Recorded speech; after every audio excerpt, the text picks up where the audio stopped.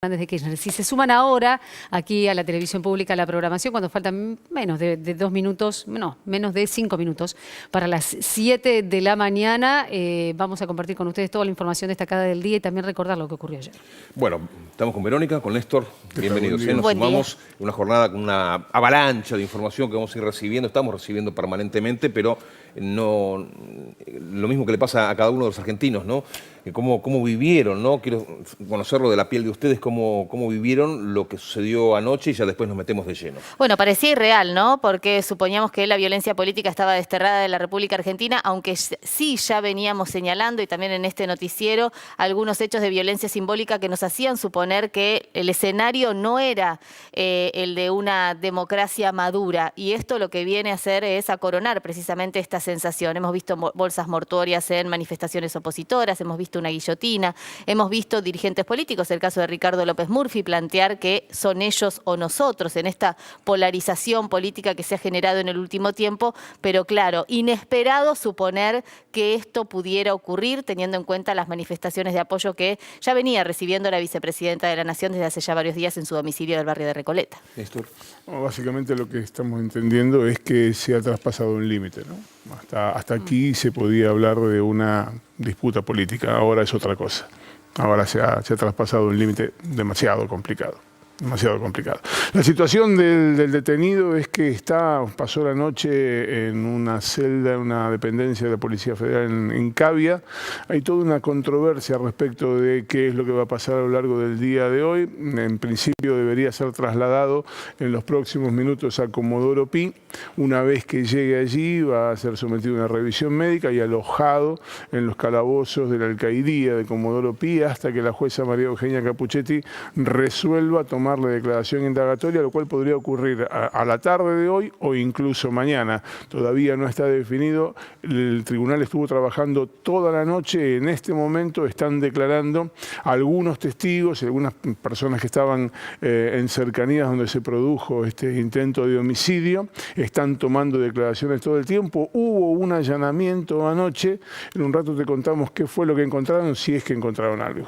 Gracias, Néstor. Y seguimos de cerca todo lo que está ocurriendo a propósito del contexto y a propósito también de quién es, ¿no? Esta persona. Se trata de Fernando Andrés Abag Montiel, es brasileño, tiene 35 años, había tenido un antecedente, o por lo menos eso es lo que figura, Néstor nos corregirá, respecto a circular en un automóvil con un arma blanca. Había sido detenido en alguna oportunidad con esta arma, no había quedado detenido claramente, pero hasta ahora no hubo. Y ahí vemos las imágenes del momento en la que, cuando es detenido, lo ingresan a un vehículo y lo llevan hacia el lugar donde está ahora, que es la departamental de Cavia, que ubicada muy cerquita de televisión pública, ¿no? Aquí en el barrio porteño de Palermo. El antecedente es una contravención. El antecedente no es un antecedente técnicamente porque no hubo una condena, con lo cual no se puede contar como antecedente y tampoco es un delito, ¿no? Lo que le encontraron, se le cayó un arma blanca como podía llevar un cuchillo cuando va a comer una asado. Con un auto que no tenía patente. Con un auto que tenía la patente parcialmente caída o no tenía,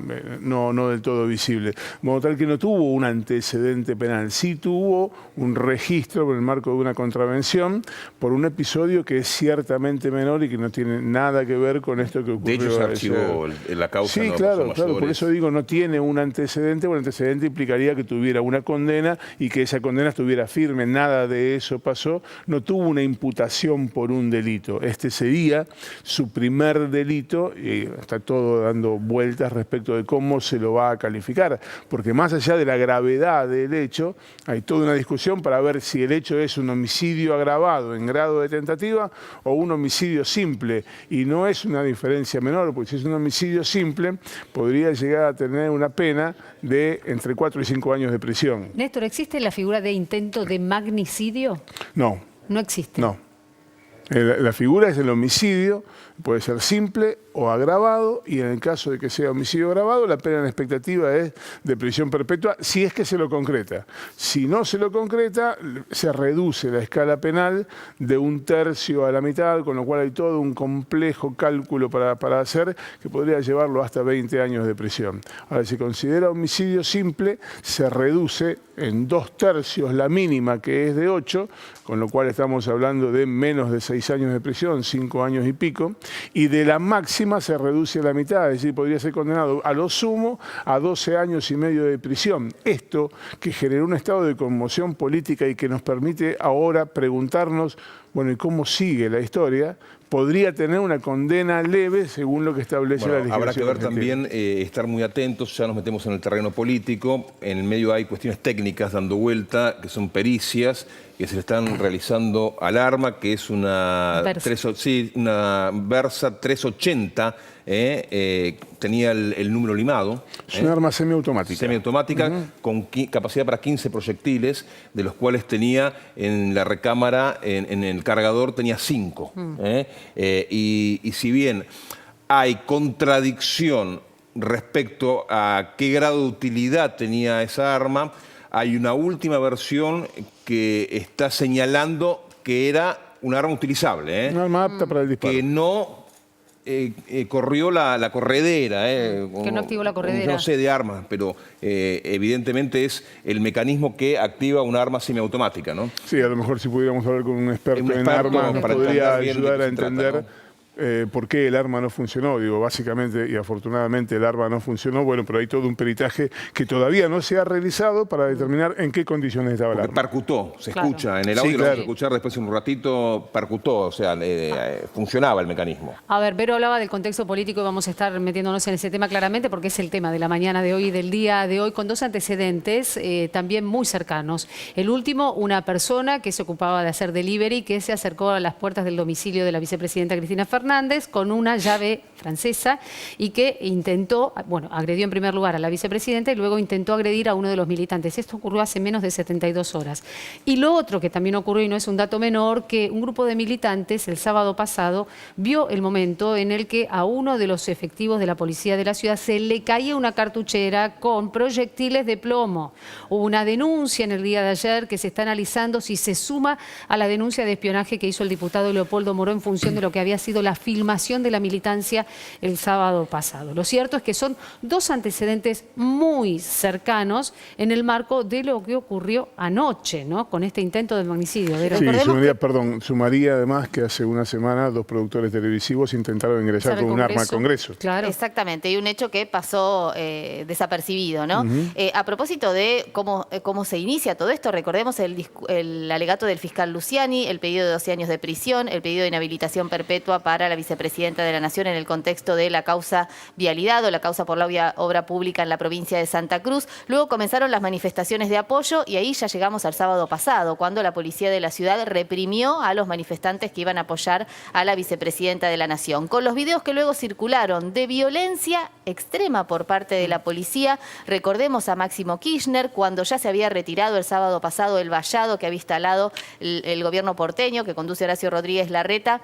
Máximo Kirchner quiso ingresar a la casa de la vicepresidenta, a la casa de su madre. No solamente fue golpeado, sino que vimos los videos en el que el policía lo insultaba al diputado de la Nación, presidente del Partido Justicialista en la provincia de Buenos Aires. Antecedentes de escenarios similares, el de Luana Volnovich, la titular del PAMI, el de Axel Kicillof, el gobernador de la provincia de Buenos Aires, y otros dirigentes que también sufrieron violencia por parte de la policía de la ciudad. Esto en un contexto que ya lo venimos señalando, de violencia simbólica a través de las redes sociales, a través de muchos medios de comunicación. También tenemos que hacernos cargo de lo que decimos frente a una cámara, frente a un micrófono, porque la violencia hacia la vicepresidenta de la Nación, hacia el peronismo y hacia el movimiento popular, como lo vienen señalando desde el gobierno nacional, desde el oficialismo, está ya ocurriendo desde hace ya varios días. Hacia donde vaya la violencia, tenemos que condenarla, porque es una situación que me parece que venimos hablando, Vero, Néstor, de la grieta durante tanto tiempo, y yo adhiero a cómo iniciaste vos esta mañana. Se llega a un punto, ya está, de no retorno, hasta acá llegamos.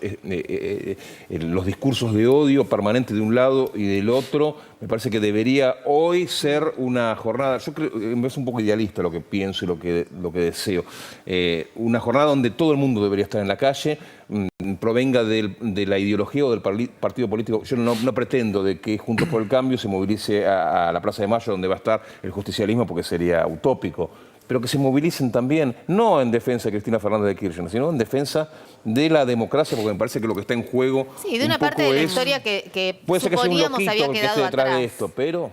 Digo, la verdad es que la historia argentina tiene innumerables hechos de violencia política y suponíamos que este escenario lo habíamos dejado atrás. Esto nos vuelve a chocar con una realidad que probablemente nos duela, y es que esta grieta no es únicamente una grieta que se puede decir en términos de debate. Digo, evidentemente hay algo en términos políticos.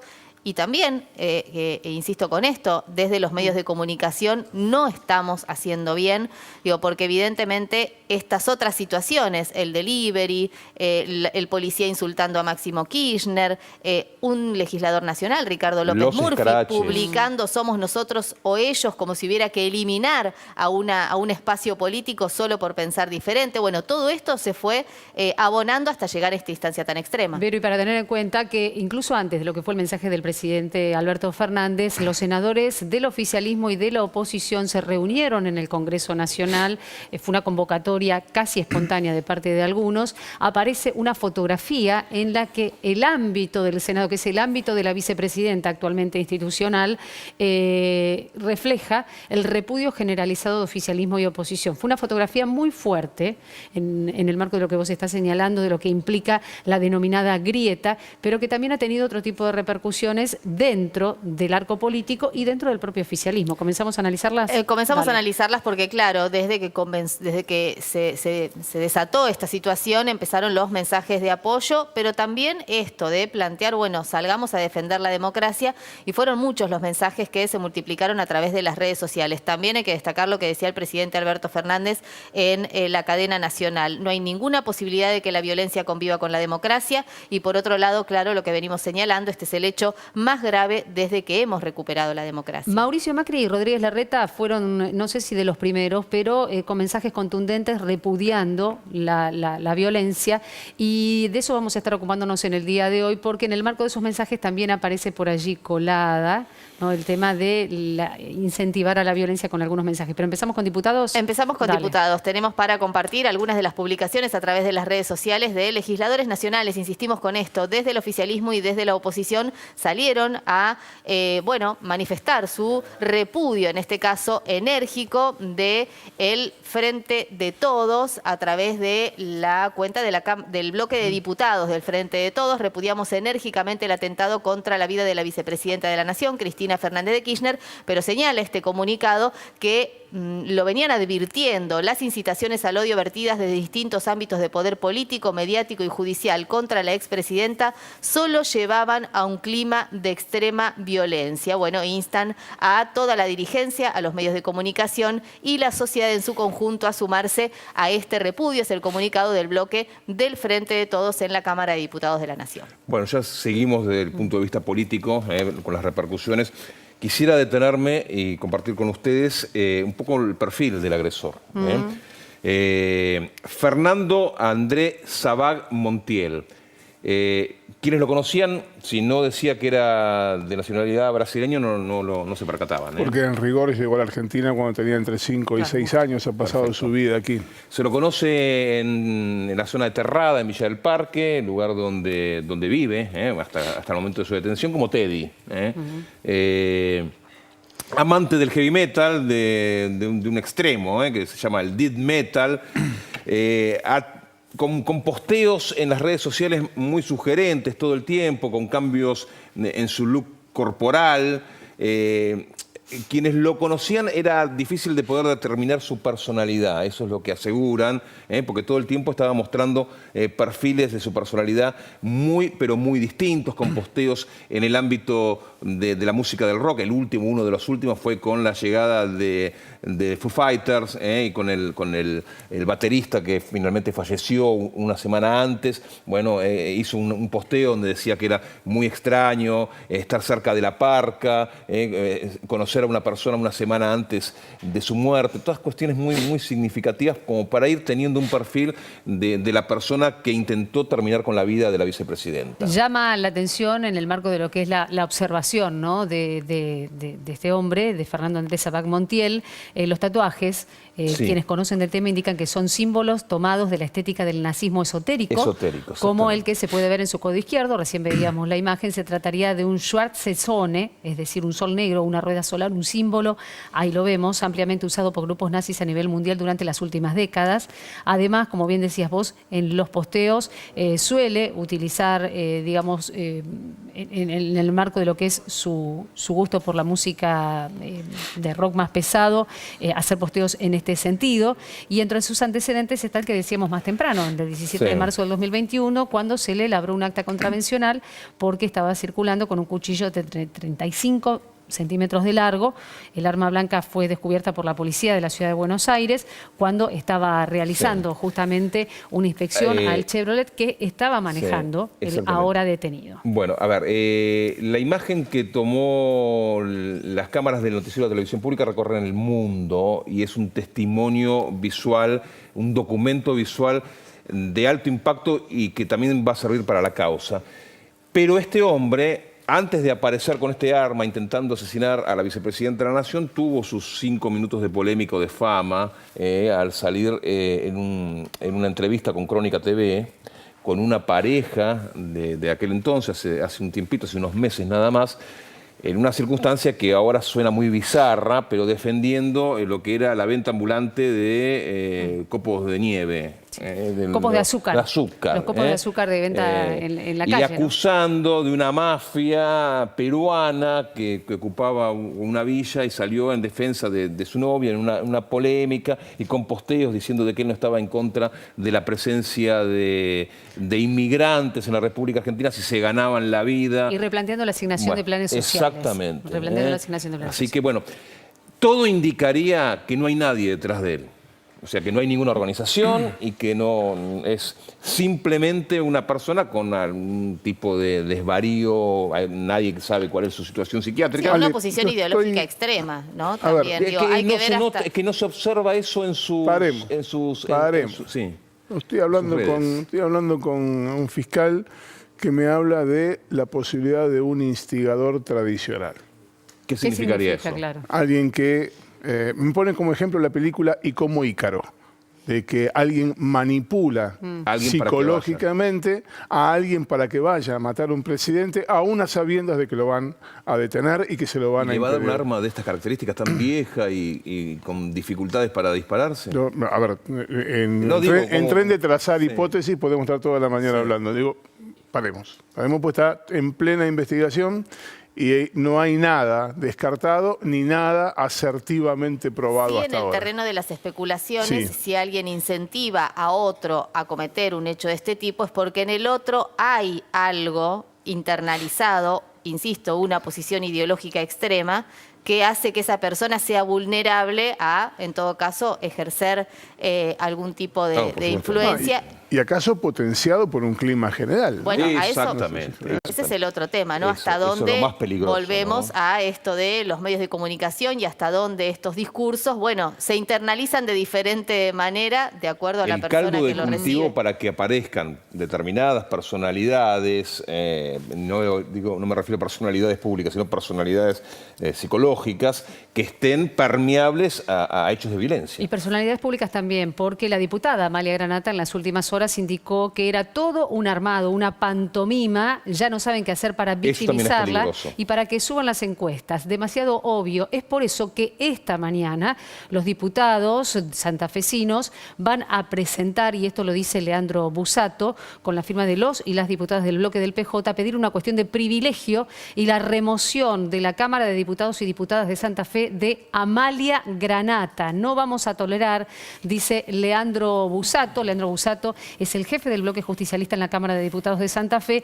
Este tipo de declaraciones. No se puede convivir con estos discursos antidemocráticos y de odio. Basta. Es por eso que esta mañana en Santa Fe se va a pedir la remoción de Granata como diputada provincial. Sí, y además también hay que decir, venía escuchando algunos medios de comunicación que se están utilizando los mensajes de los oyentes en este sentido, en sembrar dudas sobre si estuvo o no para bajar armado. líneas. Se usan los mensajes de los oyentes para no decir lo que algunos medios de comunicación hoy o hasta hace un tiempo venían señalando. Esto también porque a veces en la voz de aquel que está escuchando, que tiene su opinión, bueno, se baja una línea editorial también en este sentido. Mismo la Luli Salazar, ¿no?, que salió a decir a través de las redes sociales en las últimas horas, dejando en segundo lugar la gravedad de lo que ha sucedido y manifestándose en contra del feriado porque los chicos pierdan un día de clase. Ahora, ¿no? tener en cuenta, Luli Salazar en las redes sociales tiene muchísimos seguidores, para quienes no lo saben. Se trata de una cuenta que se le adjudica a ella, una reconocida Que no es ella, no puede ser que modelo, no es de actriz, ella. pero que en varias oportunidades se ha cuestionado si realmente es ella la que escribe esos posteos, en función básicamente de opiniones políticas y de adelantos políticos que muchas veces aparecen en esa cuenta de redes sociales. Lo cierto es que para quienes se están sumando a esta hora 7:15 de la mañana aquí a la Creen que televisión es pública, ella. Al menos creen que es ella.